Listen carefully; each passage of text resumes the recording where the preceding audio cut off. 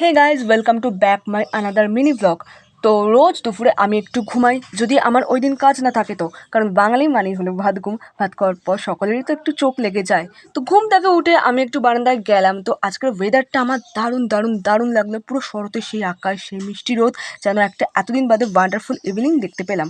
So thanks for today. তো এবার ready হয়ে বেরিয়ে পড়লাম। তো সুন্দর একটা ওয়েদার ফিল করতে করতে যাচ্ছি।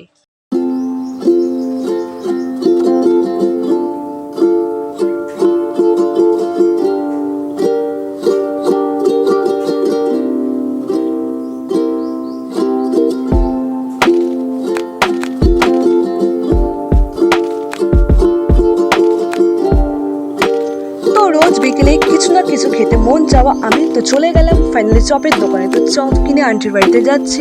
আর সেলফি ক্যামেরাতে এসে একটু কি ঢং না করলে হয়। তো দেখতেই পাচ্ছ আমাকে। আর তোমরা আমার পিছনে যেই মহিলাকে দেখতে পাচ্ছ তিনি হলেন আমার মা। তো মায়ের এই মিষ্টি হাসি মুখটাই কিন্তু আমাকে ইন্সপিরেশন যোগায়।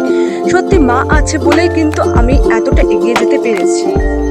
তো এই হলো আমাদের দুজনের ছায়া মূর্তি।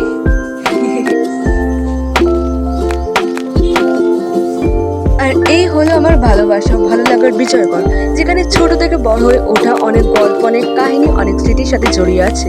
বিয়ের পর জায়গাটার খুব খুব মিস করবো। যাই হোক, অনেকটা ইমোশনাল হয়ে যাচ্ছি। তো চলো।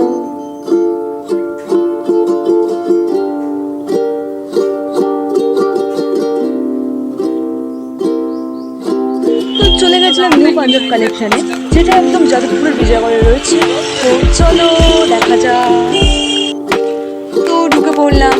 আর ঢুকে গিয়ে যেটা দেখলাম, মাও কুর্তি দেখতে ব্যস্ত, মানে কুর্তি দেখছিল, কোনটা কি পছন্দ হয় না। আর সেখান থেকে দুটো